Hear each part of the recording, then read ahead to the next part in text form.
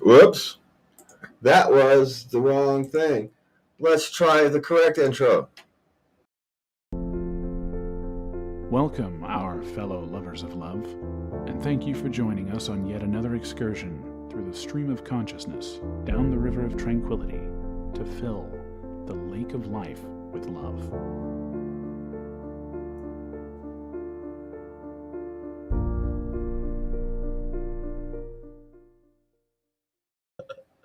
It's going to be one of those days, ladies and gentlemen.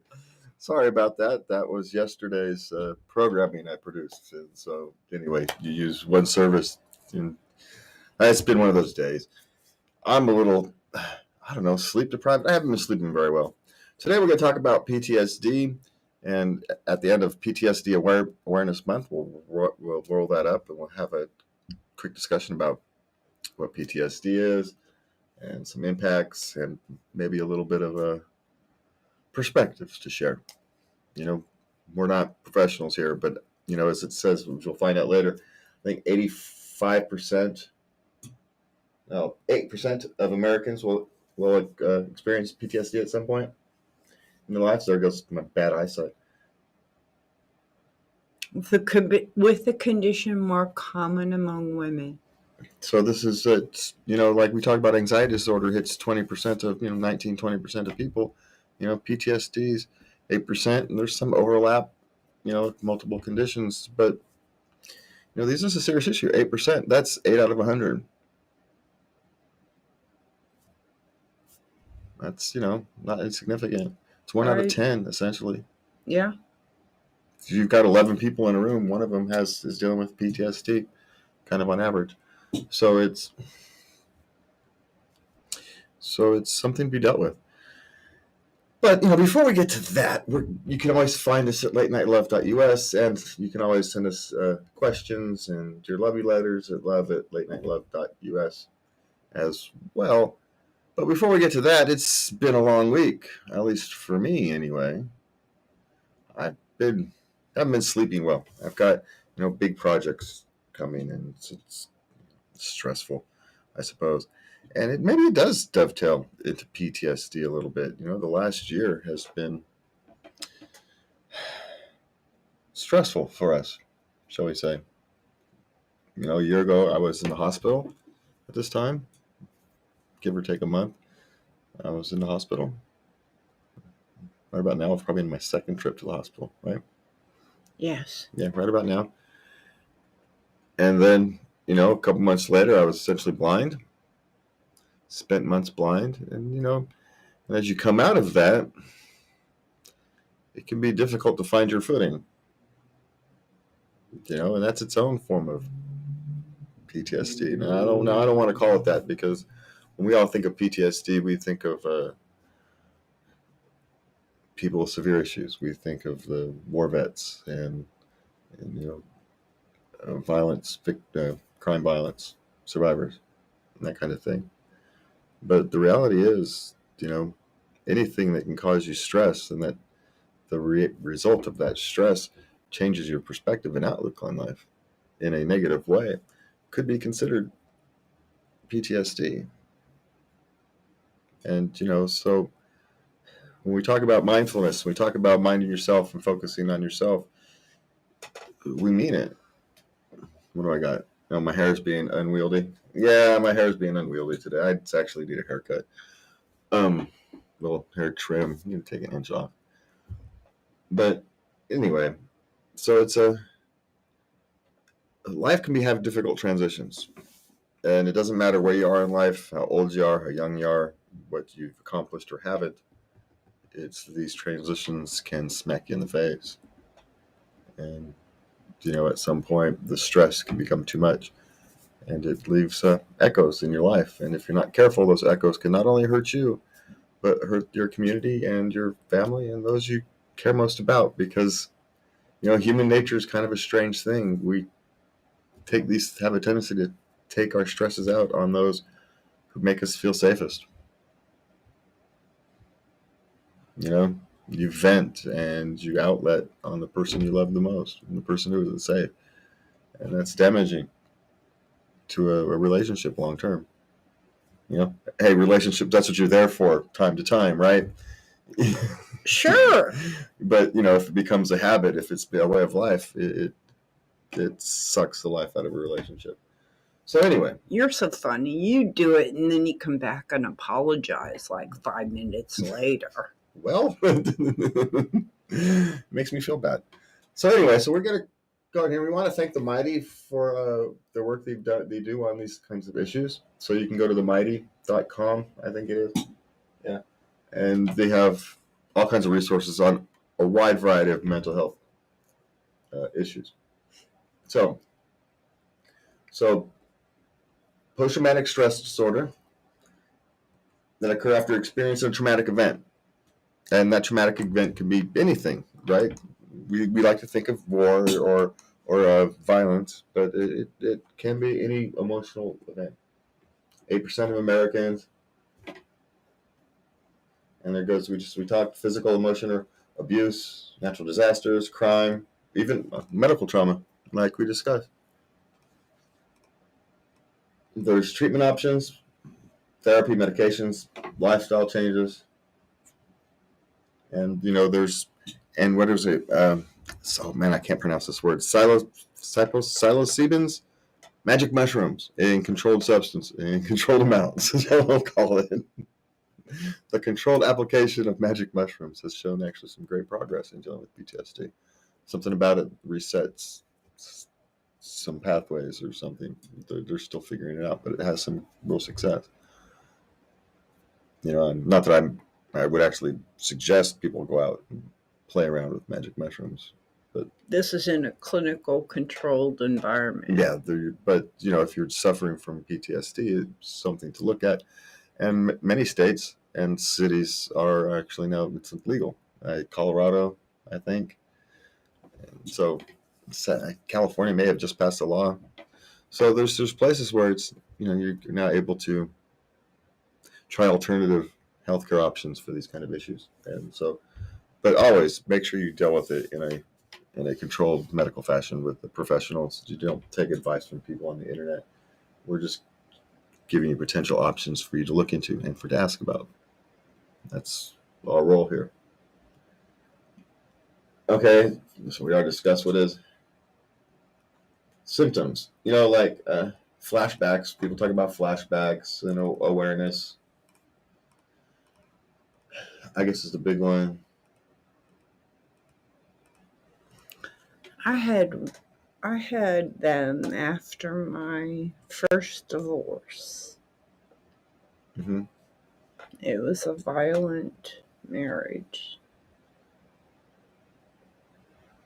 And going past our old neighborhood was particularly difficult. Yeah, can you imagine like driving past an old place you live or something, driving an old street? It brings up old memories, right? I'd have panic attacks. And that's driving. It was real fun. Yeah, and it's completely natural, right? Because we talked symptoms of PTSD mimic other health conditions like depression, anxiety, because you get a panic attack. And so, if you're not self-aware enough to realize where it's coming from, you may never find out what the real trigger is. And because, you don't understand. Difficulty regulating emotions, distrust of the world, suicidal ideation, what we call it, disassociation. We'll is a quick word to say that, where you just disassociate from the world. You're no longer really connected to the world around you.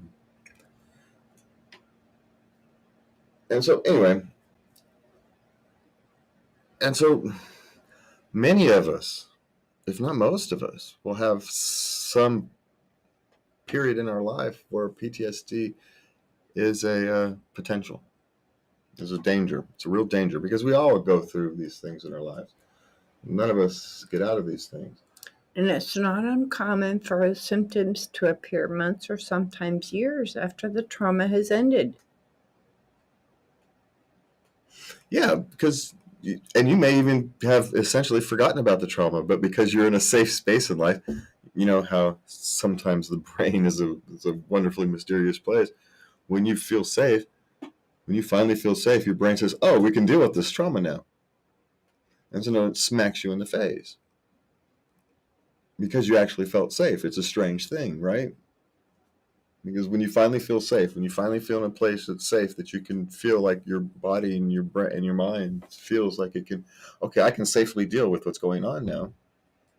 You know, it's like snapping the rubber band. I not from a PTSD perspective, but you dealt with that. That's kind of what I think is your trips to the hospital.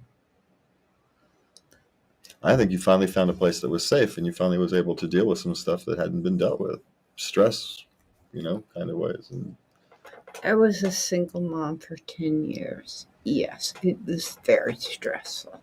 the PTSD and all the various things, and you finally got some place where you felt safe, where you felt your daughter was safe, and your mind said it's time to deal with all this other stuff. It's time to take a different approach. It's kind of what I've come to kind of conclude with that. 4th of July weekend around my neighborhood. It's always fun. I don't know if the microphone picked it up, but there was a big firework boom just outside. It's quite common for us around this neighborhood. So triggers are very unpredictable, and they can be overwhelming. So we've got a handful of things. Did you have this one brought up down on your thing? So you can read them because it's easier. My eyesight, I can read it off that screen, but it's close. Where are you? Scroll down. Scroll down. Scroll down. Oh, just before. Okay. Yeah, there we go. All right, I'm going to put this up on the thing. So while that's on the thing, you read those 5. Let's take care of those 5 things. Okay. Now, this is to learn more about misconceptions. We reached out to the mighty community to learn what they wish others knew about PTSD. Here's what they had to say. PTSD triggers are very unpredictable. What you can manage today can be overwhelming tomorrow. Oh, that's true. Mm-hmm. Sometimes a place, you're perfectly fine with it. And then the next time it brings back memories. It sucks. Yeah, and it's just, and who knows why, right? There's no rhyme or reason to it. Sometimes it just is. Please stop assuming that if I have PTSD, it's due to military background. There are many, many other ways to get PTSD, but it's embarrassing when people say military and you have to say no. Yeah, because then you have to, it's hanging, okay, kind of what caused it. Why would you want to talk about it? Yeah. For most people, that's their experience with it. And that's what they know. That's what they see. That's what the movies have shown. That's what the TVs have shown. And so that's what they know. So it's in a sense, it's not their fault. And it's sad that, the rest of us kind of have to carry that burden. But here's what I like to think of it. At least they're aware that PTSD exists. It's a start. Someplace to start. That's why I try to look at that. I can get it as it can be annoying to be confused with a veteran who suffered, shell shock and simply can no longer function in the world, with someone who's has a medical PTSD condition because of, a long-term medical issue or been mistreated by doctors or something, and so you can no longer, that various types of PTSD. You don't want to compare the two, right? While they're comparable, you don't want to be the one who says, it's not the same thing. It's not the same experience. They're both real and but they're just so different that you don't want to compare them. You don't want to be the one that says, no, a Vietnam vet who can no longer function in society is different than me or you, right? Yes. And so that's why it's so uncomfortable to be to be confused with someone who's military service, because there's a difference. And we want to honor that difference. Everybody does. So anyway. Okay. The exhaustion and fatigue that comes with the constant fighting within your soul, heart, mind, and body, fighting to survive and function. What's the last one? Or was that the last one? What? Was that the last one? No, PTSD is real and it's not going away just because my trauma was some time ago. Yeah, the length of time, as we talked about earlier, sometimes you cannot even realize there's PTSD until a decade later when you're in a safe space to deal with it. Yes, as we will read in other articles that we have, other talking points, avoidance is one of the survival strategy. Yeah.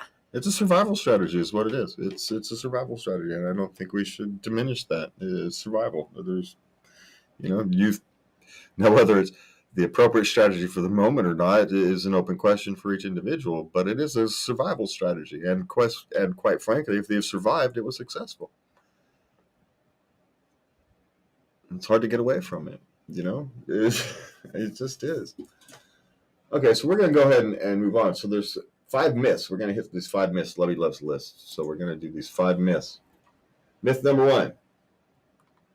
Ready to move on? PTSD is an invisible disease. It's all in someone's head.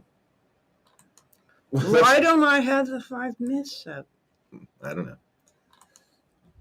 The absence of symptoms, right? It's like just because you can't, someone has a broken liver, you can't see it. Oh, yeah. Here we go. Someone has a bad heart, you can't see it. Doesn't mean the heart isn't bad. And PTSD, just because you can't see it, doesn't mean it's not real. And can you see diabetes? No. Yeah. So it's just like any of these other things. Myth number 2. Most people who are exposed to trauma will develop PTSD. That is false. The length of time that symptoms persist is key for diagnosing PTSD. The diagnostic definition of PTSD requires the symptoms persist longer than 30 days. Yes, what we confuse that is what they call acute stress disorder, and it's the brief period of psychological stress following a traumatic event. So the key is, does it hang with you? Do you get through it and move on, or does it hang with you? That's the key. And sometimes and there's no easy line. Some things that would push one person over the edge doesn't push another. And sometimes it's a buildup of experiences, and why that particular experience is the one that gets hung up on, who knows? Okay, myth number 3. Only veterans who see combat can develop PTSD. Of course, that's false. Yeah, that's just the easiest one to. It's just the easiest one to see. That's the one we're all associated with because. And in this, they also discuss military sexual trauma. I was in the Army, and I was never pressured, but I was. I can't say I was pressured, but I never had a violent experience. But the sexual harassment is constant. You got one woman for 100 guys, and you're all like 18. Your hormones are going crazy. Yeah, and back in the late 70s you would hope it's better today, but you wonder how much better it really is. Yeah, that was in the 70s. Women were just starting to go into the military. Yeah, well, and women have always been in the military, but they always used to serve in nursing roles. That was kind of all they ever did. It was the healthcare roles. I was on the flight line, helicopter weapons repair. Yeah, and yours was kind of the first, maybe the second wave, right? You weren't the real first wave of the front line. No, I was not the first. But you were kind of the second wave of that group. So the bigger wave was the second. You had the first wave and in the early 70s. You kind of came through in the late 70s. But that's its own trauma, right? You're sitting there trying, in a sense, you're being on those in the front lines of a cultural shift like that. That's its own potential traumas. We'll call them potential traumas. Okay, myth number 4. You have to experience extreme violence to get PTSD. And that is false. According to Diagnostic and Statistical Manual of Mental Disorders, 4th edition, PTSD can occur if a person experiences, witnesses, or is confronted with an event or events that involve actual or threatened death or serious injury, or a threat to the physical integrity of self or others. Yeah, and some of the statistics are, make sense. It makes sense that essentially half of rape victims develop PTSD. That makes sense. Quite frankly, it seems a little low, but it makes sense. But almost 25% of women diagnosed with breast cancer develop PTSD, which you'd think doesn't make as much sense because, breast cancer is different. But it's a trauma that, shakes your life. And whether it's violence or health care or, it doesn't really matter. And it's not a reflection of the person. It's just, we all have limits. Myth number 5. PTSD is a life sentence, and that is, of course, false. The majority of people who struggle with PTSD can find effective relief. Successful treatments for PTSD exist and are evolving every day. Yeah, we can get as high as, they're now getting results up to high 70, 80%. And there's even more promising things down the road. So it's maybe some of the severe cases might be a life sentence, but for the average person, you have a path through it. Traditional therapies can achieve an estimated 60% success rate. They require more health care resources and a time commitment from the patient and their support system to put in the mental work of recovery.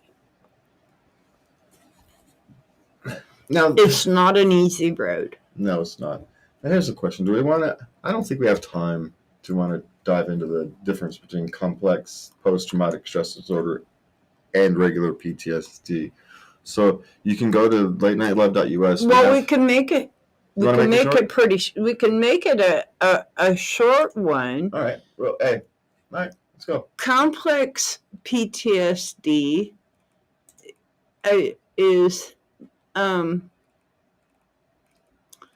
is usually associated with people who have had years and years of continuous trauma, usually in childhood, in abuse situations. Mm-hmm. And the common PTSD is there's usually one traumatic event. A single traumatic event pushes someone over the edge. Yes. All right. Now, because it's an interesting... And the symptoms manifest itself differently, and it, like Jim said, it's on the website, and it's a very good article. Yes, we have many. There's many links to this. It's such a complex issue. We actually have a lot of resources linked on our website. You can click through, and the Mighty does a great job dealing with this particular issue. So you can always go over there. We have links to their shows, to their resources. After trauma, let's go. Did you want to cover that one? No, let's go things. Yes, let's do this one. So we're going to go. Do you want to do that one, or do we want to go to the... Yeah, no, let's go to that one. All right. So we're going to go to the part of this that's the most difficult to discuss. Because, dealing with sexual trauma and then having a functional relationship after that it's difficult. It's hard to talk about. It's hard to talk about in your relationships. It's even more difficult to talk about it outside of relationships. Sitting here trying to figure out how do I approach this now, and I still don't know. I'm making this up as I go along, but in a sense, we all have to do that, and so it's a good thing to do. We have to have these discussions because the other option is to not have these discussions. And I can't think of, the only better option than that is to prevent traumas from happening, but we can't do that. I mean, we can prevent them as much as we can, but you're never going to stop it completely. So until we can get there, we have to deal with the consequences. And so there's an article about 5 things can make sex better or at least more tolerable for those sexual assault survivors. And this is a tough one, right? We have to, when you talk about these things, it's difficult because it's a land full of triggers, and I'm not one who generally issues trigger warnings and that kind of thing, but if this kind of thing is something that's difficult for you to hear, now is the time to change and come back next week when we're talking questions. So I just want to be open to this. This is something that may very well hit some people's triggers, and we want to be kind here. So we're approaching this with kindness and love, and we're going to try to do this as best as we can. Right? Yes. And that was clumsy, but I hope everybody understands where I'm coming from. Okay, so.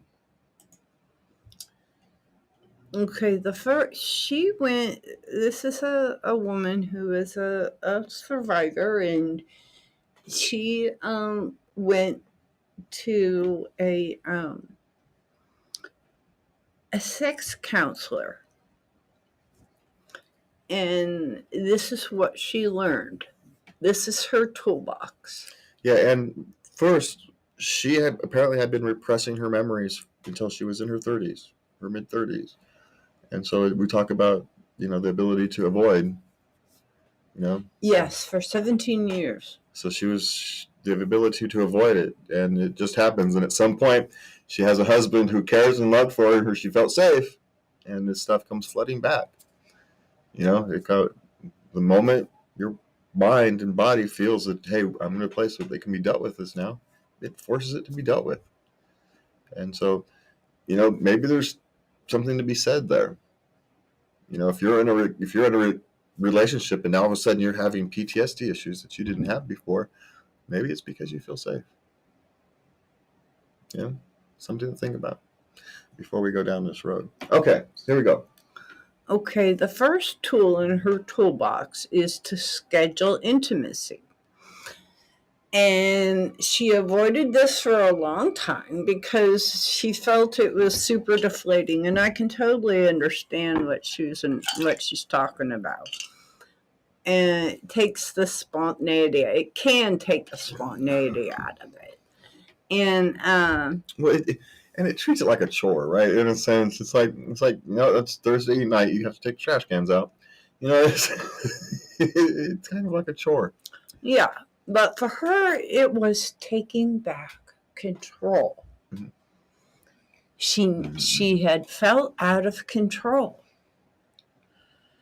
And she needed to have that sense of, this is what I want to do. Yeah. Yeah. And if that's what it takes, then that's what it takes, right? And again, just because these are her ways of doing it doesn't mean that you have to follow the exact same path, but it's the mindset, right? She found some way to take her control back, right? To at least feel like she's in some kind of control of it. And if it's scheduling, it's scheduling. If it's something else that works for you, it's something else that works for you. But, think of the underlying importance of what she was trying to do. She's taking her control back, right? Yes. Okay, and her number 2 is self-care. Hers has a lot to do with physical, because if she doesn't feel comfortable in her body, she cannot remain fully present and in the moment during sex.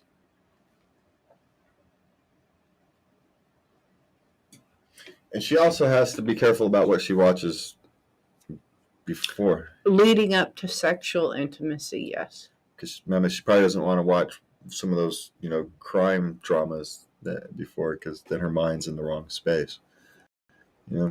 Something like that. Something with add a lot of violence. She probably wants to keep it light. I would suspect.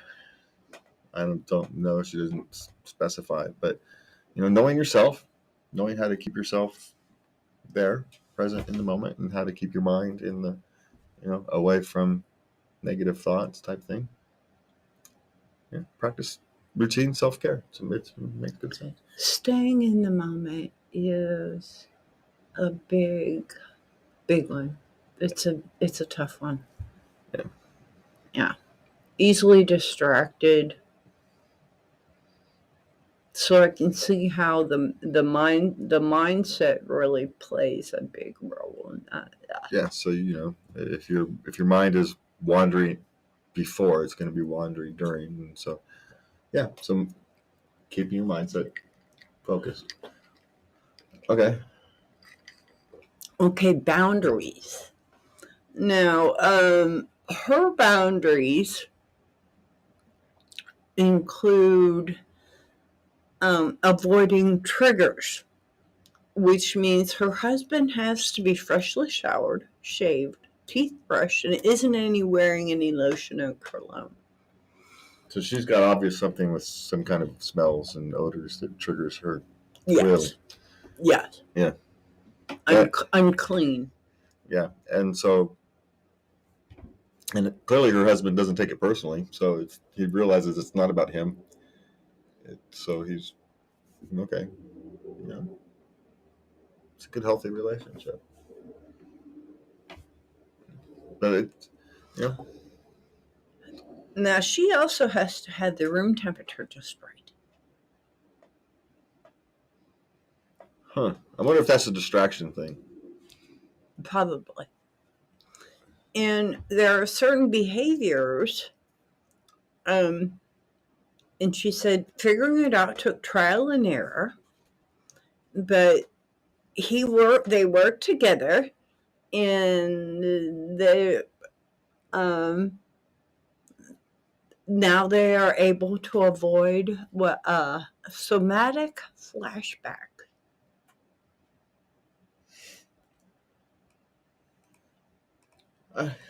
No, I can understand it. You want to think in a healthy sex life that there's, having to kind of walk on eggshells is, difficult, but you do what you have to do, right? For the person you love. Well, she's willing to try. Yeah. Well, and the only problem, and it's not even a problem, I shouldn't even describe it as a problem. It would seem that it would get a little routine, but, routine for her, routine is a comfort. Clearly. The routine brings her comfort. And this is just for now. Well, maybe not. She may grow. Maybe not. You have to, as her partner you have to accept that she can't. And that's all it's ever going to be. And you do, because that's what you do, right? Yeah. You're in it for a penny and for a pound type of thing. Well, everybody has boundaries, but that's not any place I would draw a boundary. Yeah. Do you have to? I don't know. You work through these things. It's well, apparently they had a very good sex counselor. Yeah. Because the next one is communication. And this was the hardest for her to talk about sex when you're not engaging in sexual intimacy. Yeah, having those discussions, and it probably would, especially if you have a big, huge triggers like she clearly does. She needs a sex therapist, because it's not right to put her husband in the place of trying to be husband and therapist at the same time. That's just that's not. Yeah. That's not right. And she felt the counselor was really great. It helped her a lot. especially in helping her husband deal with some feelings of rejection. Well, because it's gonna feel. I mean, a lot of this was gonna feel like it's gonna feel personal. Even though it's not, even though you can logically think it's not, it's gonna feel personal. You have to, you're having intercourse on a schedule, and have to walk on eggshells while doing it. It can feel personal, and he has to work through those issues of getting to the point where it's not personal, and that is this is what love means, that you deal with these kinds of things. When you accepted the package, and so that, quite frankly, in the whole story, is the most heartwarming thing for me, is that this relationship, at least superficially from what she explains, has actually gotten stronger through this, not weaker. Yes. And so these things aren't life sentences. Even if she has to deal with this for the rest of her life, it's not a life sentence. She's found a way through it. She's found someone who's willing to hold her hand on the way through it. Who's willing to help her. And that's why you have partners. There was not that this has much to do with it, but there was a question. Somebody asked, not even remember where. Why get married, or why have a long-term relationship? And that's why, right there. The story we just read is why. So you have someone to help you get through life. And maybe more importantly, that you have someone to help get through life. Yeah. Anyway, this was not a fun show, because we have to deal with issues that are about trauma and pain, and I don't like talking about trauma and pain. But sadly, trauma and pain is part of life, and it's something we all have to learn to survive, and realize that we can actually thrive on the other side if you find someone you love. So for me and Lovey, we want to thank you for joining us tonight. Join us on Saturday, because when Lovey takes another dive into Reddit and finds us some questions. It's so exciting. We will see you on Saturday night. For me and Lovey, thank you for joining us. And please remember to love everybody. Good night.